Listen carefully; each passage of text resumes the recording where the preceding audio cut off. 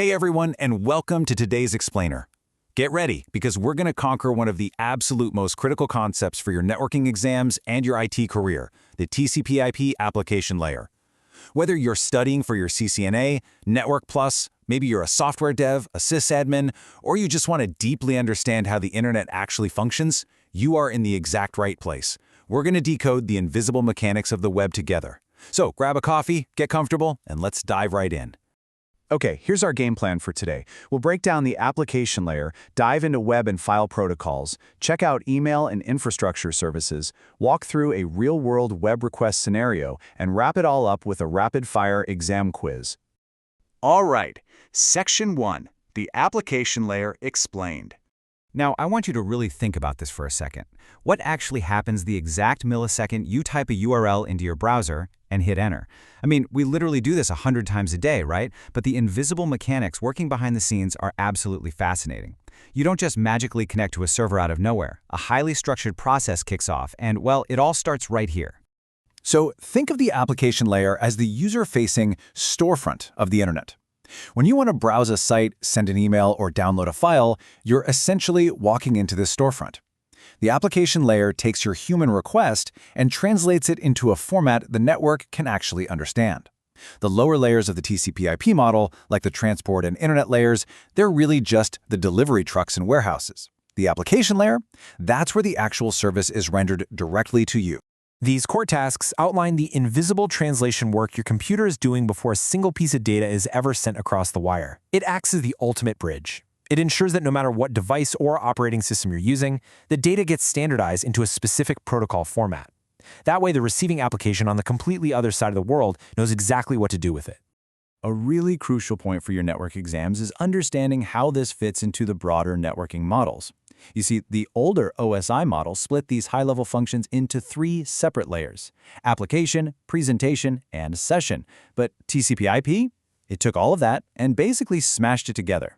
Remember, TCP/IP combines the top 3 OSI layers into one highly efficient, condensed package. You'll definitely want to keep that in mind for test day.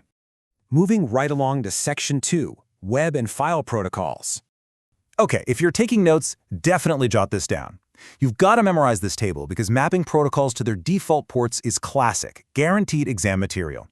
See, your network applications don't just talk blindly into the void. They use specific logical ports to direct traffic. HTTP defaults to port 80, HTTPS uses 443, FTP is on 21, and DNS is on 53. Knowing these numbers by heart is pretty much non-negotiable for any aspiring network engineer. Let's take a closer look at web traffic. HTTP is the foundation, right? It uses a super simple request and response structure, but it's stateless and crucially unencrypted. And this brilliantly illustrates why you should literally never enter a password on a site running on port 80 without that little padlock icon. Anyone intercepting that traffic sees your data in plain text. No way we want that. HTTPS upgrades this whole process by using SSL/TLS encryption, creating a secure private tunnel on port 443 for all your sensitive data. Next up is FTP.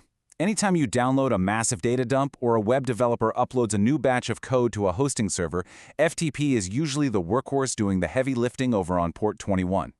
Its entire existence is dedicated to making sure files move efficiently from point A to point B. All right, Section 3, Email and Infrastructure Services. So email actually relies on a trio of protocols. Think of SMTP as the outgoing mail sender. It pushes your message to the server. But to actually read your mail, you need a receiver. POP3 pulls the email to your device and typically deletes it from the server. However, IMAP is the modern standard. It keeps the email stored on the server, which allows you to seamlessly synchronize and check your inbox from your phone, your tablet, and your laptop all at the exact same time. Now, take a second and imagine a world where you had to memorize a random string of numbers, like 142.250.190.46, for every single website you ever wanted to visit. The internet would be practically unusable, wouldn't it? Well, that brings us to the absolute necessity of our next infrastructure protocol. DNS is essentially the phone book of the internet. It translates those human-readable domain names into IP addresses so you don't have to. Alongside it, we have DHCP. This is the magic working behind the scenes, automatically handing your device an IP address the literal second you join a coffee shop's Wi-Fi.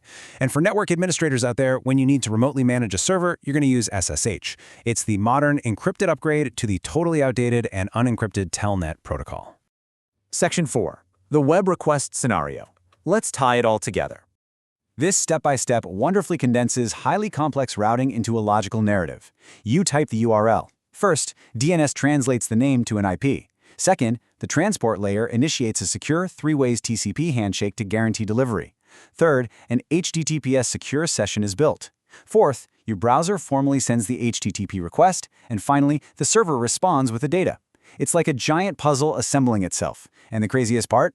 All of this happens in mere milliseconds. And finally, Section 5, Rapid Fire Exam Quiz. Let's see what you've learned. Here's question 1. If an application at the top layer needs low-latency, real-time data, like a live video conference or an online game, which transport layer protocol should it hand its data off to? I'll give you a second to think about it. The answer is UDP. While TCP requires a strict three-way handshake, acknowledgements, and error checking, UDP is connectionless. It just sends the data as fast as humanly possible.